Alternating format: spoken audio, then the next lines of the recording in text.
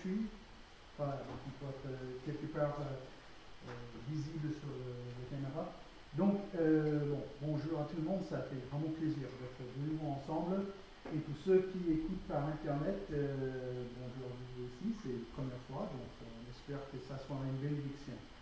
Donc, aujourd'hui, Noël, l'histoire de deux annonces. Donc, on a commencé dimanche dernier avec Stéphane, 4 messages qui touchent cette idée de Noël. Et là, c'est à moi cette fois de parler d'une annonce de Noël, mais je vais vous montrer qu'il y avait 2 annonces. Mais pour commencer ça, j'ai besoin de voir si on a 2 filles dans cette salle. Voilà, avec des grosses têtes. D'accord? On va voir.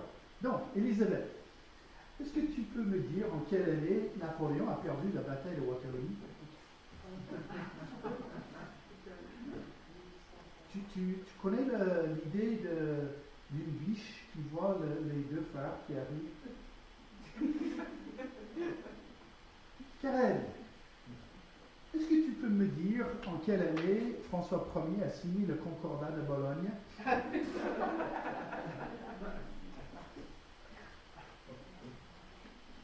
Qui était le maire de La Rochelle en 1940?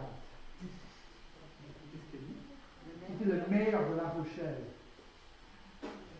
Léonce Vigieux.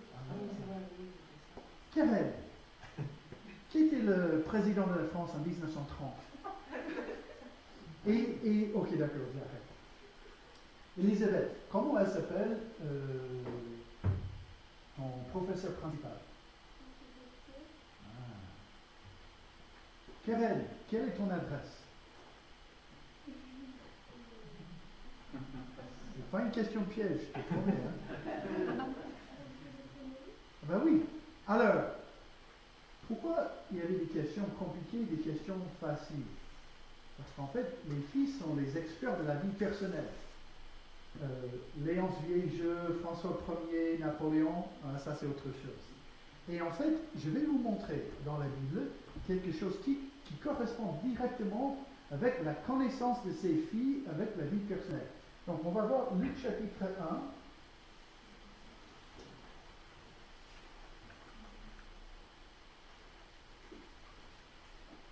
Et dans Luc chapitre 1, Luc ici, il explique ce qu'il va faire avec ce livre, avec l'évangile de Luc. Luc chapitre 1, verset 1, il dit, et juste pour vous dire, ce n'est pas biblique, ce que je vais vous dire, mais c'est indiqué dans cette Bible que j'ai ici, ça dit l'objectif de l'auteur. Donc, Luc n'a pas écrit ça, ça a été ajouté par un éditeur, mais voilà. Hein. Il dit plusieurs ont entrepris de composer un récit des événements qui sont accomplis parmi nous, d'après ce que nous ont transmis ceux qui ont été des témoins oculaires dès le commencement et qui sont devenus des serviteurs de la parole. Donc, moi j'ai le second 21 dans le second 78 et d'autres, je crois que ça ne dit pas témoin oculaire. Qu'est-ce que ça dit? Ça dit, ok, d'accord, ok, je me suis trompé. Alors, qu'est-ce qu'il veut dire là? Luc, il a dit, c'était donné à moi de faire ce travail. Moi, je suis allé de personne en personne et j'ai dit la suite. Quel est le nom de votre professeur principal? Quelle est votre adresse? Il n'a pas demandé qui est le César de l'Empire romain en 332 avant Jésus. Parce que 332 avant Jésus, il n'y avait pas le César. Donc, je me suis trompé là. Mais en fait, il a dit, vous avez mangé quoi hier? Et là, vous êtes des experts. Pas trop avec François Ier, le conquérant de Bologne. Tandis que ça me blesse un peu, hein, parce que j'ai déjà présenté le conquérant de Bologne plusieurs fois avec la réforme, et ça va, je comprends.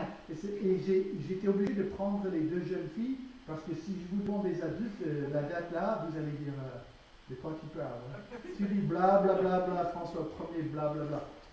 D'accord, c'est 1516, mais gardez ça en tête. Bon, on garde tout ça. Mais encore, si je vous demande, vous avez mangé froid hier. En dehors de nous qui sommes un peu plus âgés, bon, ça dépend hein, avec l'âge, parfois, qu'est-ce que j'ai mangé hier hein. Mais avec les personnes plus âgées, j'ai dit, qu'est-ce que vous avez mangé à 10 ans? Et là, ça revient vite fait. Hein. Donc, on voit quand on est témoin des choses personnelles. Ça revient. Quand on est demandé la date, ou le président, ou le machin, le truc, l'histoire, on l'oublie vite fait. Mais, si je vous demande d'expliquer le jour où papy vous avez amené dans un parc, ou vous avez fait des bateaux avec quelqu'un, là, c'est gravé dans la mémoire.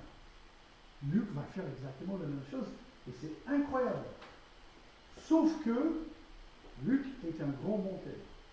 Mais là aussi, on peut vérifier d'une manière ou d'autre. C'est-à-dire que quand on commence à voir qu'il dit, on va voir, hein, il va citer là le lieu de Nazareth. Imaginons que Nazareth n'a jamais existé. Alors là, on a un gros souci.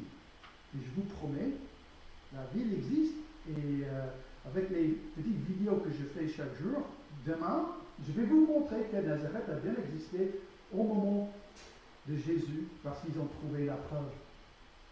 Donc, on a un homme qui dit, il fait comme dans les films américains, je suis désolé, hein, mais il met la main sur la Bible et il dit, je vous promets, bon, c'est très américain ça, donc il ne faut pas le faire peut-être, mais il dit, je promets, là, je vous dis la vérité, mais c'est pas moi.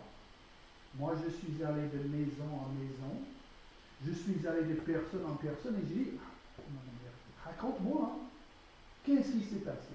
Et là, vous allez entendre deux témoignages. D'abord, on commence ici dans Luc chapitre 1, 5, 6. Durant le règne d'Hérode sur la Judée, il y avait un prêtre du nom de Zacharie, de la classe d'Abia. Sa femme était une descendante d'Aaron et s'appelait Élisabeth. Tous deux étaient juste devant Dieu. Ils suivaient d'une manière irréprochable tous les commandements et toutes les lois du Seigneur. Donc, d'abord, on peut facilement se poser des questions. Est-ce que Zacharie et Élisabeth étaient vivants en ce moment quand Luc est allé voir les témoins?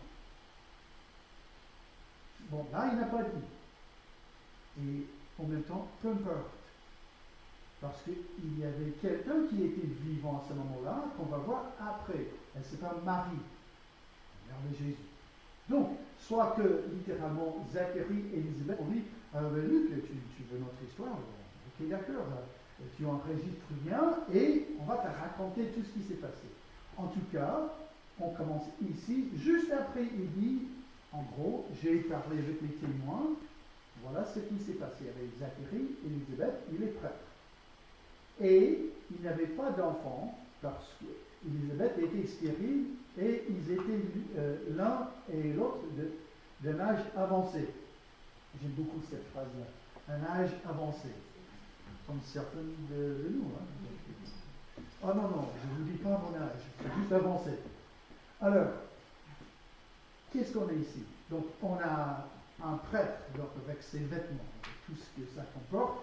Sa femme à côté de lui, peut-être il a quelques petites traces de blanc dans la barbe, et elle, ça fait peut-être quelques années où elle dit, bon, dommage, mais bon, on n'aura pas d'enfant, mais Dieu lui donne d'autres choses. Ça arrive, c'est une tristesse, surtout à cette époque-là, parce qu'en fait, écoutez-moi bien,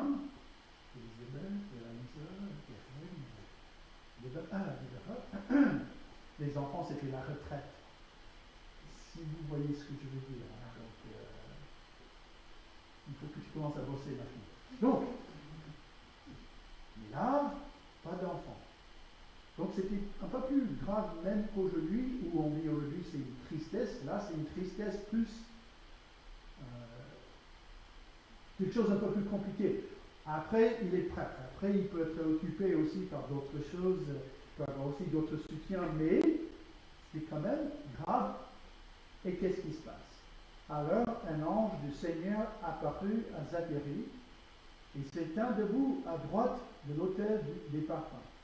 Zacharie fut troublé. Oui, un peu. Hein? Donc, c'est-à-dire si aujourd'hui, bon, on est minuit moins 19 Et d'un coup, il y a un ange qui, boum, il va jusqu'ici, je vous promets, je vais être légèrement troublé. Légèrement. Parce que à ce jour, je n'ai jamais vécu cette expérience. Donc, Zacharie est troublé en le voyant et la peur s'empara de lui. Mais l'ange dit, n'aie pas peur, Zacharie, car ta prière a été exaucée. Ta femme Élisabeth te donnera un fils et tu l'appelleras Jean. Là, on va dire, alléluia! Oh, quel miracle! La femme qui est stérile, elle ne peut pas avoir d'enfant, un couple âgé, et Dieu dit, c'est pas grave. J'envoie mon ange, l'ange dit, ben voilà, je vous annonce une très bonne nouvelle, ta femme elle va tomber enceinte. Et il dit, logiquement, bon, il dit, tu blagues, mais en fait, je cite plutôt la Bible. Zacharie dit à l'ange, à quoi reconnaîtrai-je cela? En effet, je suis vieux, ma femme, elle est d'une âge avancé. Il est super sage, cet homme-là. Moi, je suis un vieux. Ma femme, elle a un certain âge. Je ne dis pas, mais bon, voilà. L'ange lui répondit, je suis Gabriel, je me tiens devant Dieu. J'ai été envoyé pour te parler et pour t'annoncer cette bonne nouvelle. Voici, tu seras muet et tu ne pourras plus parler jusqu'au jour où cela arrivera. Parce que tu n'as pas cru à mes paroles qui s'accompliront au moment voulu. Donc, il est muet, donc je vais regarder les femmes. Bon, un jugement, hein? Dieu envoie son ange, il annonce, ta femme elle tombe enceinte, il dit, ah bon, à nos âges, je rigole, et là il est jugé. On va parler de ça, mais ça c'est la première annonce. Élisabeth va tomber enceinte avec Jean-Baptiste. Et Zacharie il dit, non mais arrête.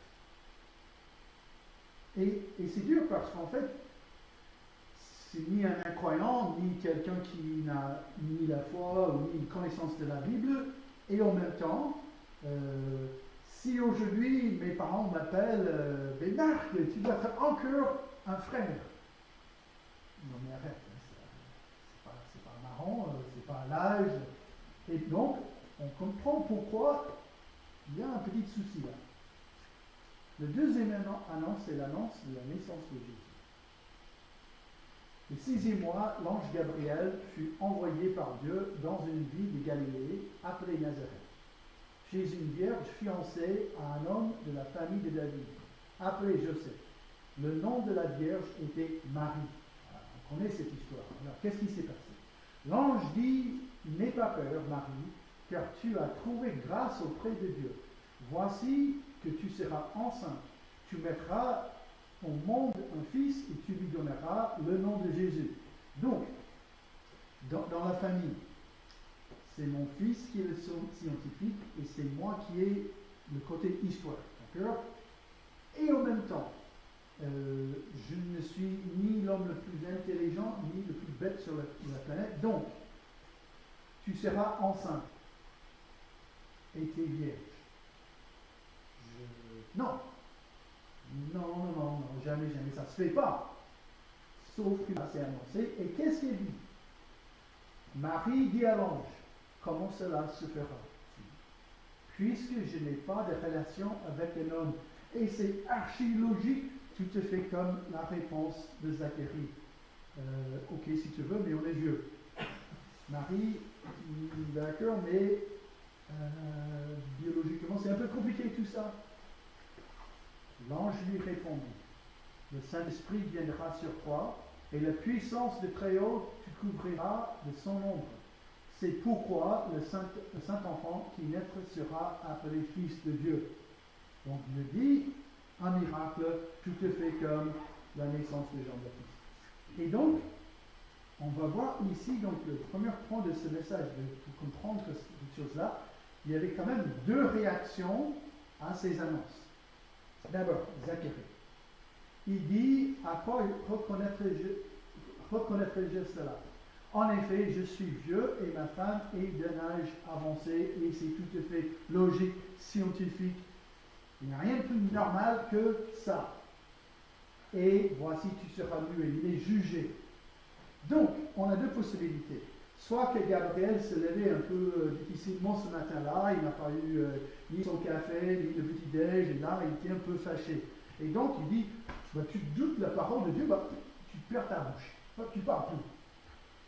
C'est possible, hein, parce que je ne connais pas tout ce qui se passe au ciel avec les anges, et parfois les anges se fâchent, et voilà, il est jugé. Vous allez voir pourquoi j'ai dit tout ça. Mais en fait, il y a un élément que j'ai déjà dit, mais qui est essentiel à tout ce message. Car ta prière a été exaucée. Et voilà. Que ça. Pourquoi deux réactions différentes? Parce que d'abord, Zacharie, on sait, selon l'ange, mais quand même, c'est logique. Zacharie et sa femme ont prié pour un enfant. Ils ont dit, Seigneur, s'il te plaît. Et quand Dieu a répondu à la prière, ils ont dit, non, c'est pas possible. Non, je sais, j'ai prié. Non, j'ai demandé la guérison, ou j'ai demandé la délivrance, ou j'ai demandé ceci, j'ai demandé cela, mais je n'attendais pas la réponse. Parce que, vous voyez, on est chrétien, donc, alléluia, on n'est pas catholique, on est protestant. Donc on prie comme ça, n'est-ce pas? On prie comme ça, on prie comme ça. Mais ça, c'est notre tradition, hein. Ah bon, Dieu va répondre aussi à nos prières. Tiens, je n'ai pas pensé à ça, hein. Mais c'est exactement ce qu'il a fait. Ils ont prié et quand il dit toc toc toc, bonjour, je suis l'ange, je suis ici pour répondre à vos prières. Non, c'est pas grave. Non. C'était largement suffisant juste à prier. Ah, la réponse, on n'attendait pas ça. Il était jugé. Il manquait la conviction de ses prières. Je peux aller jusqu'à 17h demain soir avec ça. Et je ne fais pas. Mais combien de fois de ma vie j'ai prié tout en sachant dans ma tête, j'y crois pas du tout. Seigneur, délivre-moi de mon problème. Tout en sachant que je vais vivre dans mon problème jusqu'à la fin de mes jours. C'est énorme ce point. Quand ils ont prié, Dieu a répondu et ils n'y croyaient pas. C'est fou ça. Marie. Comment cela se fera-t-il puisque je n'ai pas de relation avec un homme? Donc, on peut imaginer, Gabriel revient, et là, Gabriel, il a eu une petite leçon de Dieu. Dieu a dit, ah, tu étais trop sévère avec Zacharie, donc ton mari va répondre avec l'incrédulité. Tu te calmes un peu. C'est pas tout ça, hein. Loin d'eux, hein. Parce que Marie n'a jamais prié. Et c'est très logique. La vaste majorité des historiens, des grosses têtes de la Bible, les commentateurs, ils disent, et j'accepte, que Marie avait entre 14 et 18 ans maximum. Selon les mots employés, on est en train de traiter une adolescente. Qui, donc à ce moment-là, je suis sûr et certain qu'il n'a jamais prié. Ok, d'accord, je ne suis pas encore marié, je n'ai jamais connu un homme, donc est-ce que tu peux me donner un enfant, s'il te plaît? Juste pour Noël. Sauf que Noël n'existait pas à cette époque-là, pas encore. Hein. Non, elle n'a jamais prié pour ça, donc c'est logique qu'elle a dit, Seigneur, tant que je n'ai pas un bac plus 8, mais je comprends la biologie. Donc il n'y avait pas déjà A, moyen garçon, donc B est impossible. Et donc, elle n'est pas punie. Parce qu'en fait, elle ne manquait pas de foi, elle disait juste très logiquement, comment ça? Le Saint-Esprit viendra sur toi, et la puissance du Très-Haut te couvrira de son ombre. Il a expliqué. Je vais vous montrer après qu'elle a accepté. Que vraiment, ça s'est bien passé pour elle. Parce qu'elle dit, je suis la servante du Seigneur, que ta parole s'accomplisse pour moi. Mais on va revenir sur ce point, sur ces détails. Donc, il y avait ces deux annonces, il y avait deux réponses différentes, et là, deux miracles différents, et on va voir qu'un miracle n'était pas comme l'autre. Donc, c'est-à-dire que Dieu, il a annoncé deux choses pour Noël, pour ce moment, mais ce n'est pas tout à fait la même chose. Ici, on a Jean-Baptiste. Il sera un sujet de joie et d'allégresse pour beaucoup. ils se réjouiront de sa naissance. Et c'est vrai parce que Jean-Baptiste est venu pour annoncer quelque chose. Il sera grand devant le Seigneur, il sera rempli du Saint-Esprit, il ramènera beaucoup d'Israélites au Seigneur, il marchera devant Dieu avec l'esprit et la puissance d'Élie pour ramener le cœur des pères vers leurs enfants et le rebelle à la sagesse des justes, afin de préparer pour le Seigneur un peuple bien disposé. Et franchement, si au moment de la grossesse de ma femme Denise, il y avait un ange qui est descendu, il a dit, ton enfant va être ça. Oh. Franchement, hein, ça va pas mal, hein? Un enfant qui est grand, pourquoi? Parce qu'il est serviteur de Dieu. Et par ses prédications, il va amener beaucoup de gens à Christ. Et en plus, la grossesse est un miracle. C'est littéralement la main de Dieu qui donne ça. Et là, on est heureux, on est content. On est là, alléluia Seigneur, tu travailles. Ça, c'est un miracle. Mais le miracle. Donc, c'est-à-dire, il n'y avait pas d'autre plus haut que ça. Voici que tu seras enceinte. Je suis vierge. Encore. Moi, je suis désolé, mais encore, j'ai été réveillé juste assez à l'école pour comprendre ça ne se fait pas. Hein. Encore, je ne suis pas un grand scientifique, je ne comprends pas tout ça. Et d'ailleurs, quand même, il y a toujours un élément de mystérieux dans la grossesse, dans la conception d'un enfant. Même si la science a beaucoup avancé, il y a certaines choses qui nous dépassent. Pourquoi ça marche globalement, mais même pas tout le temps. Hein. Mais là, non. Bon, moi je suis désolé, mais à l'époque de Luc, Luc il est médecin, il a compris tout ça. Ça ne se fait pas. Jamais, jamais, jamais.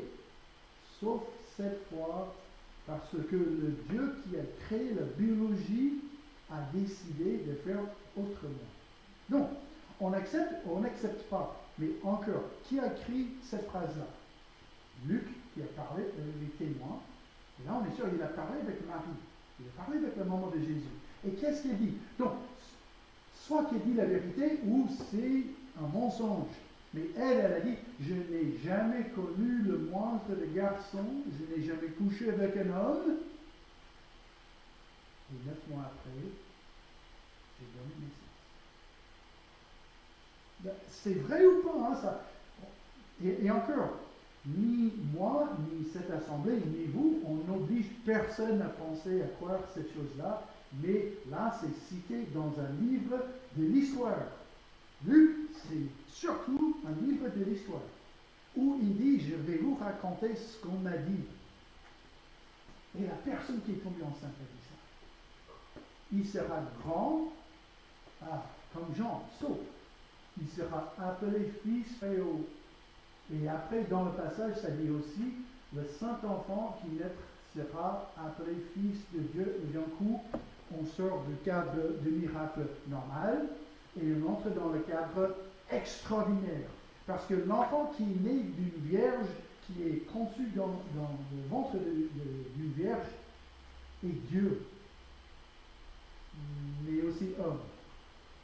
Et encore, je suis incapable d'expliquer tout ça. Mais j'accepte, parce que c'est dans un livre de l'histoire présenté comme la vérité, que Dieu a décidé à venir ici sur terre. Que Jésus-Christ est 100% homme et 100% Dieu. Et ce Jésus est mort pour les péchés et ressuscité le 3e jour. Et tout ça, je comprends. Est-ce que j'ai une photo? Non. Est-ce que je peux expliquer ça scientifiquement? Non. Mais je vois dans la Bible que j'ai un Dieu de miracles qui fait ce qui est extraordinaire. Parce que le Seigneur Dieu lui donnera le trône de David, son ancêtre, il régnera sur la famille de Jacob. Et pour nous, éternellement, son règne n'aura pas de fin.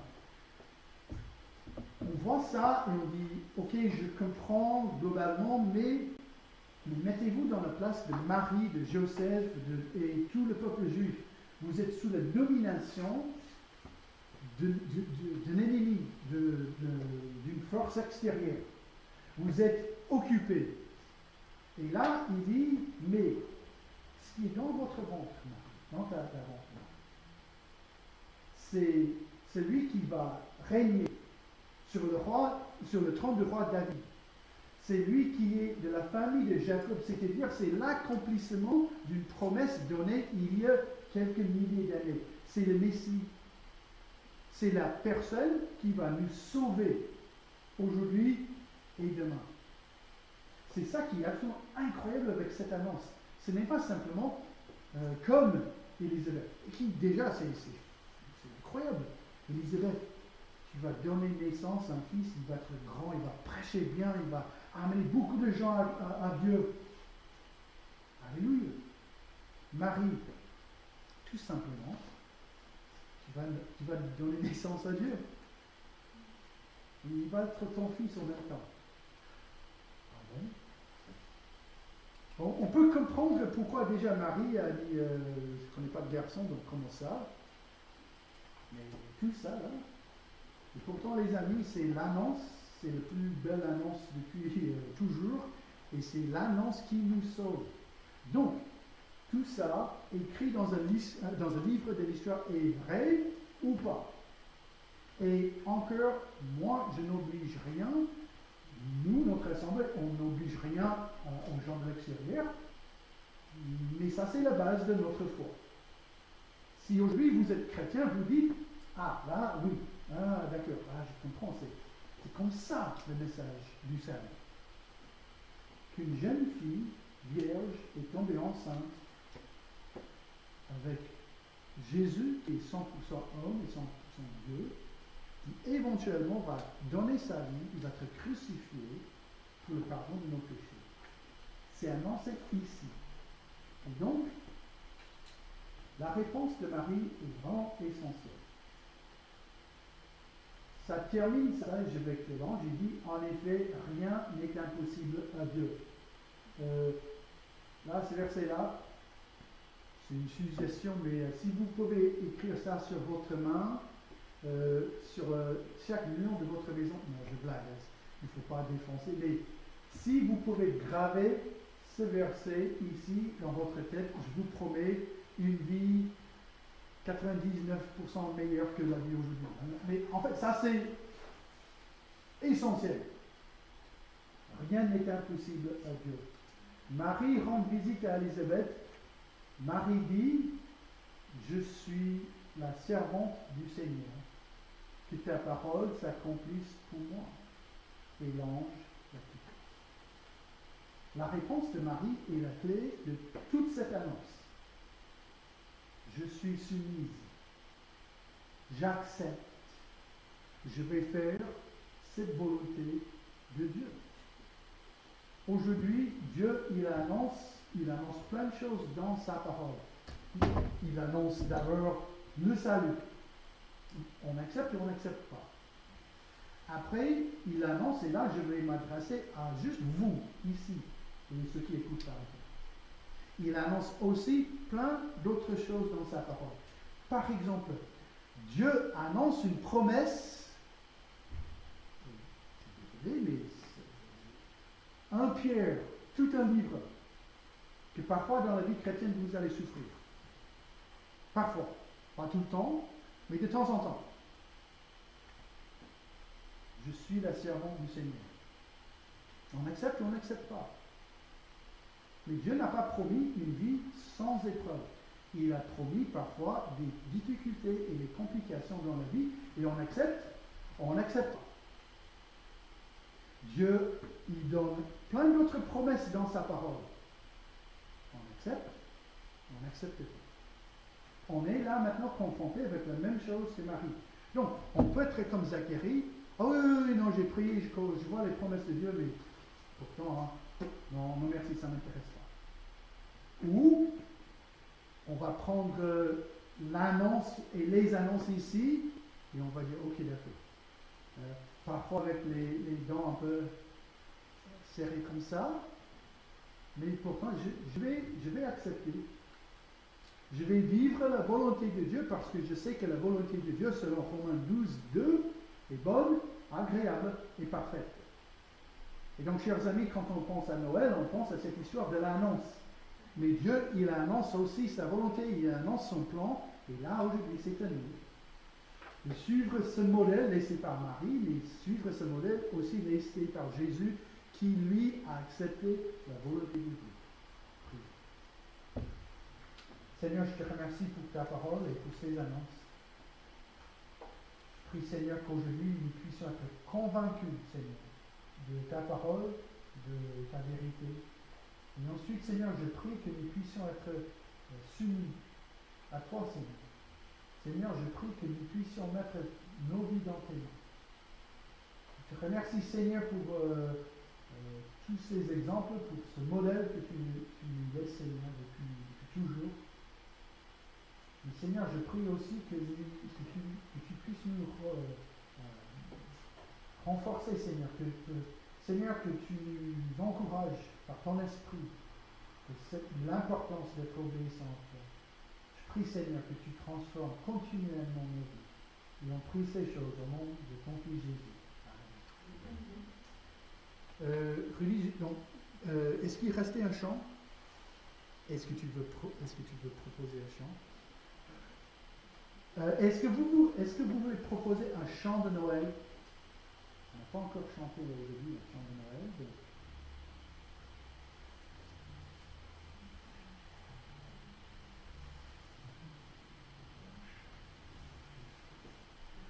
Est-ce que tu veux proposer un chant qui est facile à trouver? Bon, si on chante Voici Noël. Voilà. Désolé des barrages, j'espère que.